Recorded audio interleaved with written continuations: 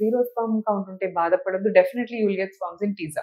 ఇంకొకటి, మనం ఎప్పుడు తొందరగా ట్రీట్మెంట్ రష్ అప్ చేయాలి, ఏ టైంలో వెంటనే డెసిషన్ తీసుకోవాలి, ఈ డెసిషన్ మేకింగ్ ఇంపార్టెంట్. డిలే చేయకుండా తను కరెక్ట్‌గా యంగ్ ఏజ్‌లో 2 ఎగ్స్ ఉన్న టైంలో ముందుకు వచ్చారు. ధైర్యం చేసి ట్రీట్మెంట్ తీసుకున్నారు కాబట్టి వాళ్ళు హ్యాపీగా చిల్డ్రన్‌తో ఉన్నారు. సో, జీరో స్పర్మ్ కౌంటే కాదండి, చాలా చాలా లో స్పర్మ్ కౌంట్ ఉన్న వాళ్ళలో గూడా బయటకి ఎజాక్యులేట్ ద్వారా ఇచ్చిన స్పర్మ్ కంటే టీజాలోంచి తీసిన స్పర్మ్ చాలా బెటర్‌గా ఉంటుందన్నమాట. సో, టీజా ప్రాసెస్ కొంచెం వాళ్ళకి లోకల్ అనెస్థీషియాలో చిన్న నీడిలేసి తీస్తారు. ఒక వారం రోజుల పాటు కొద్దిగా బరువు పని చేయకుండా ఉండాలి మేల్స్. ఇది ఒక్క ప్రికాషన్ తప్ప టీజాలో మీకు పెద్ద డిసడ్వాంటేజెస్ గానీ, దానివల్ల వచ్చే కాంప్లికేషన్స్ గానీ ఏమి ఉండవండి. సో, ఇలాంటి ఒక బ్యూటిఫుల్ ఎగ్జాంపుల్‌తో I wanted to start.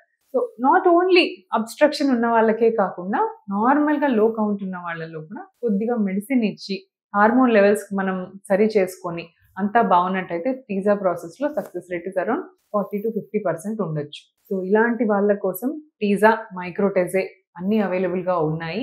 So, ఎవరైతే కపుల్స్ ఈ ప్రాబ్లమ్స్‌తో బాధపడుతూ మాకసలు పిల్లలు కారు అని వెనకడుగు వేసి ఉన్నారో, definitely you people have to come forward. మీరు ముందుకొస్తే హెల్ప్ చేయడానికి వి ఆర్ ఆల్వేస్ రెడీ.